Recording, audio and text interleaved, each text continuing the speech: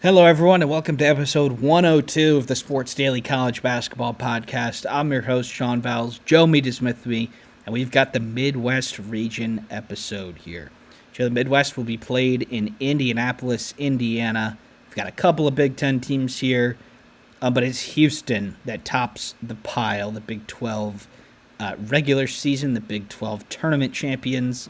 They get rewarded with a round of 64 and then round of 32 game in Wichita, Kansas, so not too far from campus. They play SIU Edwardsville in the first round. They shouldn't have much trouble here, Joe, but there is a little bit of an injury concern with Juwan Roberts for the Cougars. But they should be able to get to the Sweet 16. Yeah, and without knowing too many details of the injury, Sean, I think it's just survive till the Sweet 16, see if you can get him some extra rest or another week of game planning. Kelvin Sampson, not necessarily commenting on his looks, but he's been in this college basketball game for a while. I think you give him a week to prep. I don't think they're going to be terribly off. I think the real story in this pod, Sean, is probably the Gonzaga Georgia game. I think like the South region we just previewed, there's a real chance that one of these 8-9 seeds could upset Houston, and I think it is. I think it's the Bulldogs from the West, not necessarily the Bulldogs from the South. Yeah, both teams, I think, can give Houston a game, especially if Roberts is not there. Gonzaga is obviously top 10 in the net. That's unfortunate for Houston if they do play them. But Georgia's also got some pro level talent, too. That's what's cost Houston in the past. Obviously, they've had an injury to Jamal Shed last year that kind of just did derail their tournament.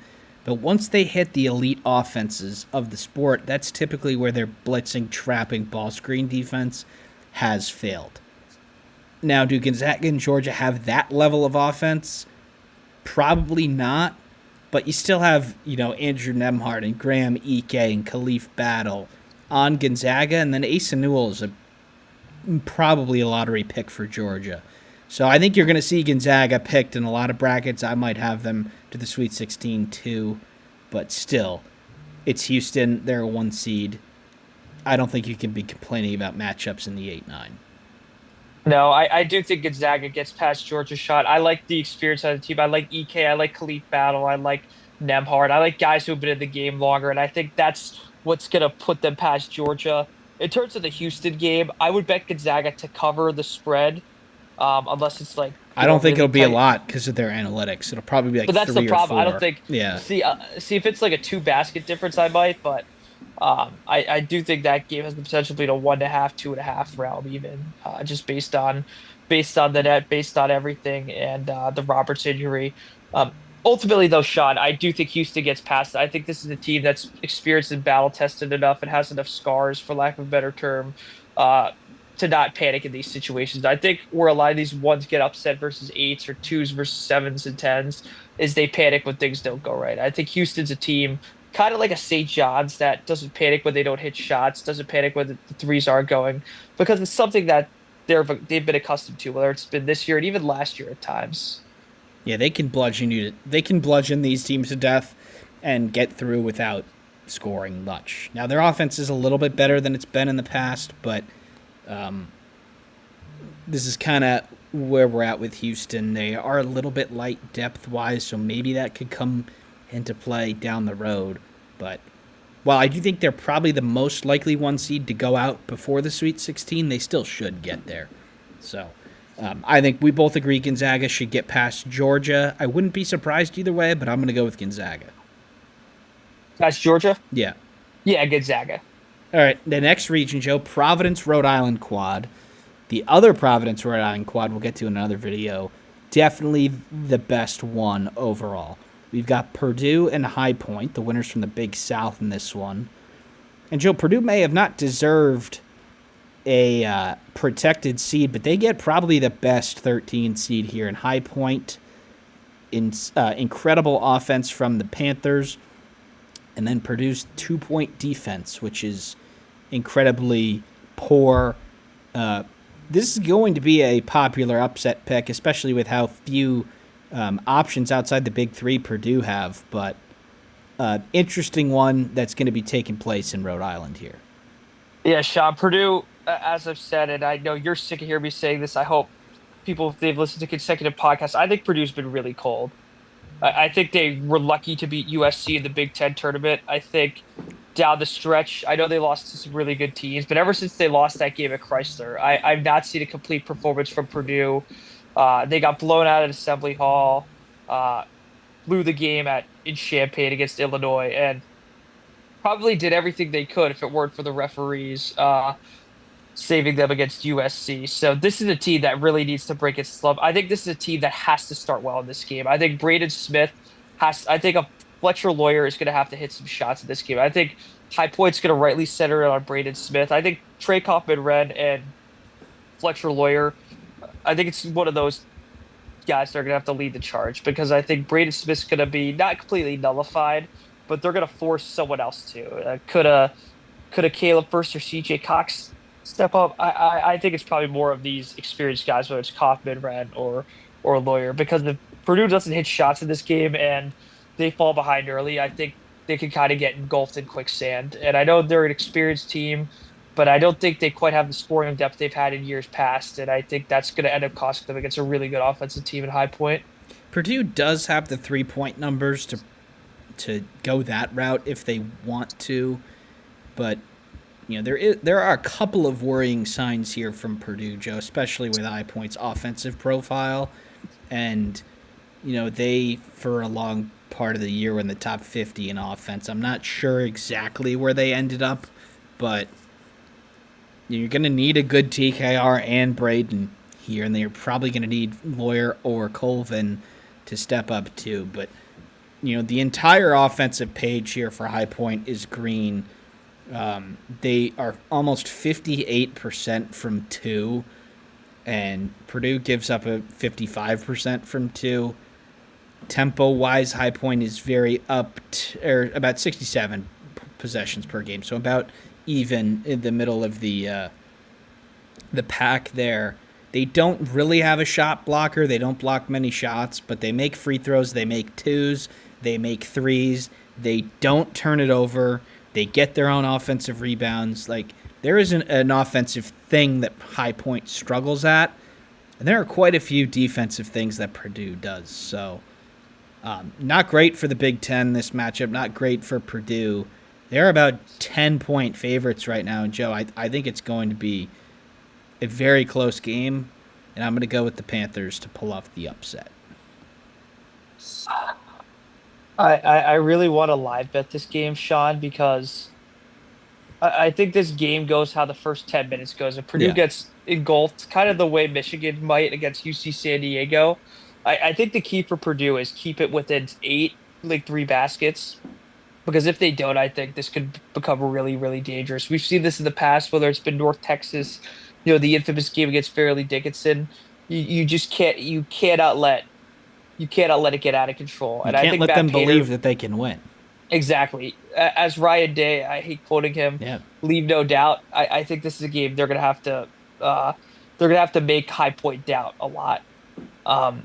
As much as I think the Panthers could do it, I'm gonna have Purdue winning a really close game. I think it comes down to Braden Smith. I think he will be. Yeah, he's going to be a problem for High Point. He'll be limited just enough, but limiting Braden Smith's not really doing too much, especially late in the game. He's going to get his, and you better believe Matt Painter has an entire playbook ready for these exact situations. End of the season on the line, get my best player the ball. Yep, I think it's let's look at the under 12 in the second half. That is usually the point for me that if the upset team is in the game, that they believe that they have a chance. Yeah. Like, there's plenty of these games that are 33-31 at halftime or whatever, and then the game is closer than you expect. Team that's favored gets yelled at in the locker room, usually punches first in the second half, and then it'll balloon to like 18 or whatever. You see that a lot.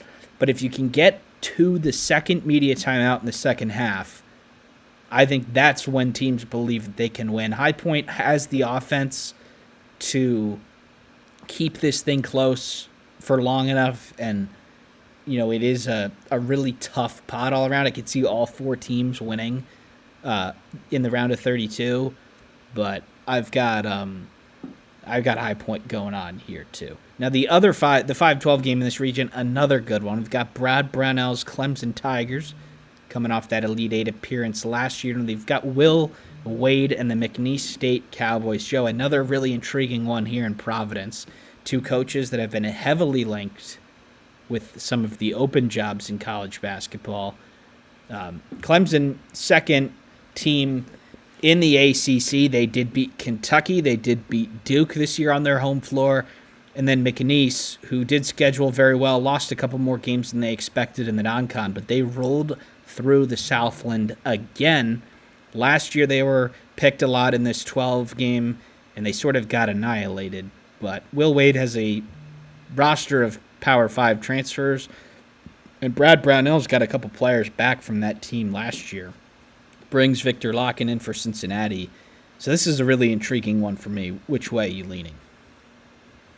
I'm leading Clemson. I'm not seeing the upset angle. I think McNeese against any other five. I think I'll put to you this one. If they're playing a Michigan or an Oregon, I would instantly pick them.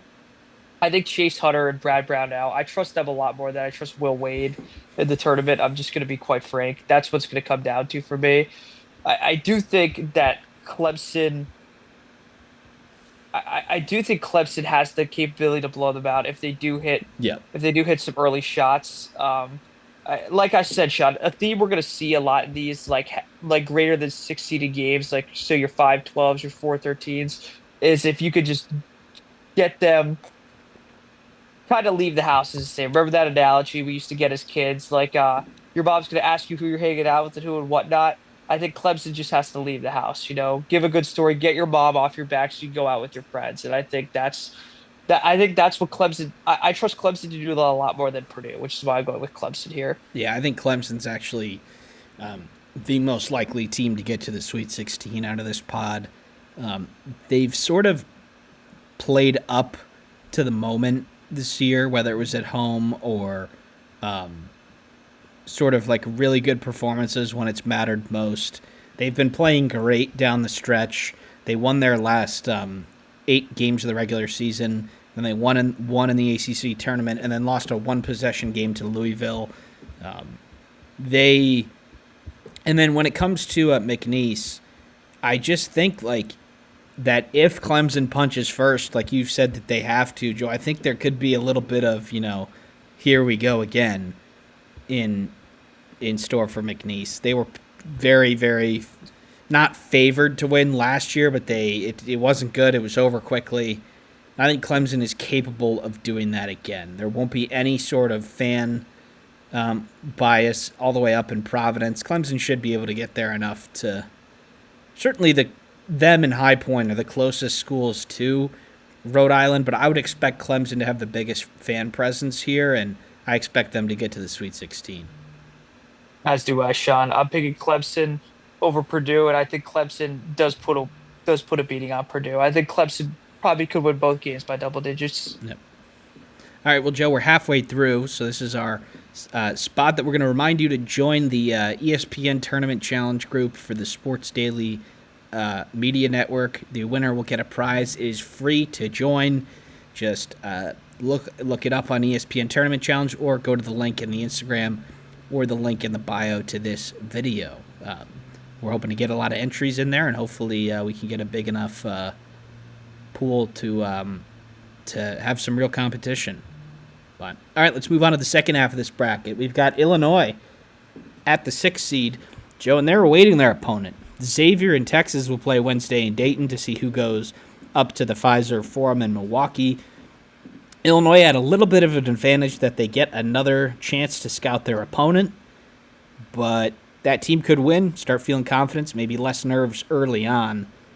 Tough to preview this game without knowing who they'll play, but got to say I like Illinois' chances to get to the Sweet 16.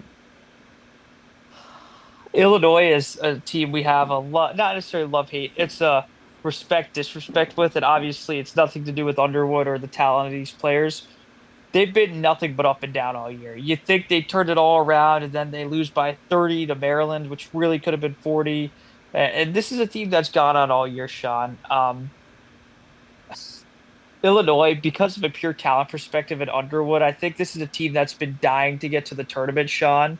I think, as the regular season faded on, they had very limited incentive. They had the first round bye, they couldn't get the double bye, they were out of the Big Ten title race in January.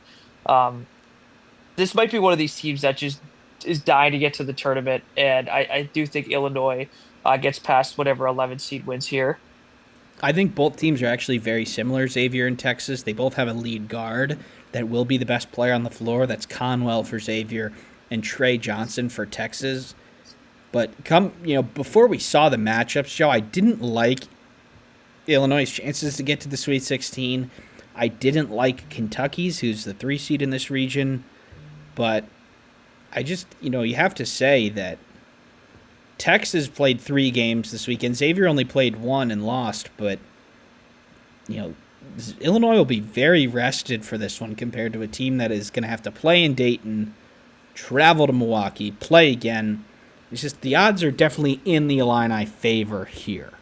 Now, do they have enough to get 2 good games in a row? It's been a while since they've done that. So, somebody does have to come out of this pod. This is the first one where I'm saying that. Xavier in Texas, incredibly inconsistent this year. Illinois, incredibly inconsistent. And then Kentucky in this 3-14, they're playing Troy. It's the same spot where they found themselves last year, Joe, where they ended up losing to Oakland.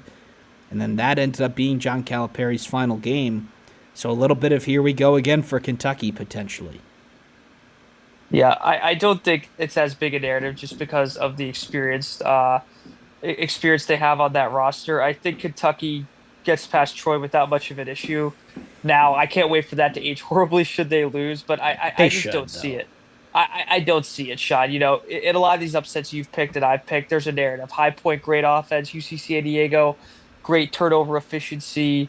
I'm sure tomorrow you and Mike are going to pick apart a Liberty Oregon type matchup or even people picking Big East. There's a narrative there. I don't see much of one here, to be honest with you. Yeah, and Kentucky is very banged up. Obviously, a couple players out for the year. Lamont Butler is apparently playing. He's had a shoulder issue. He's been in and out. He has been very ineffective offensively since he had that injury. Now he kind of has to be in there because he's good defensively, but this isn't the group of freshmen that they've been in the past. They've still got Amari Williams, who's a fifth-year senior. They've still got Ansley Almanor, who's won a tournament game with FDU before. Brandon Garrison from Oklahoma State. They've gotten their freshman guards, Perry and Chandler. They've gotten them enough opportunities where they shouldn't really be shell-shocked here. But, Joe, you've got the problems with Kentucky, the problems with Illinois, the inconsistency of Xavier in Texas. Who's going to get out of the Sweet 16 here? Jeez, Sean, this is tough. This is the hardest one. There's no distinct home court advantage. Kentucky and Illinois should be able to get up to Wisconsin at least a little bit. Xavier, too. But they don't even know if they're going all the way there yet. This could be any of 4 teams, I think. Give me the Fighting Illini. Based on nothing, because I've seen them at their best, and their best not many teams in the country, and I don't think even Kentucky, especially with their injuries, can match up with that. I'm going to give Brad Underwood the benefit of the doubt here. I Yeah. really hope it does not make me regret it. I think that this is why I said the path opens up for them. Joe, I think they can get by Xavier, Texas with their B game, and then they can certainly beat Kentucky with their A game. That's the way that they're going to do this, I think. So I think they're Yeah, probably the most likely to get through the Sweet 16 also. yeah, All right, we've yeah. got one more pod, Joe, and we're going to Rupp Arena for this pod in Lexington, Kentucky. And it's UCLA and Utah State. UCLA drops to the 7 line a little bit unexpectedly. Mick Cronin's team has been up and down, not to the extreme highs and lows of Illinois. And then we have Utah State out of the Mountain West, kind of just pretty comfortably off the bubble. They split a lot of their games against the other good Mountain West teams, but Joe, this is probably the toughest one for me to break down so far, and I can really see this one going either way. I have an easier time, to be honest with you, Sean. I think UCLA's found ways to beat teams. I think whether that's through Bilodeau, I think there's three guys they could ride, whether that's a Bilodeau, a Daly, or a Johnson. I think Sky Clark's come on of late too. So with that said, Sean, I'm gonna give Mick Cronin the benefit of the doubt here. I do have UCLA. I'll stop there because it's going to spoil what I'm going to say later. But I have UCLA winning this game. I think their defense, I think they're going to frustrate Utah State on defense a lot. And I just think they have enough.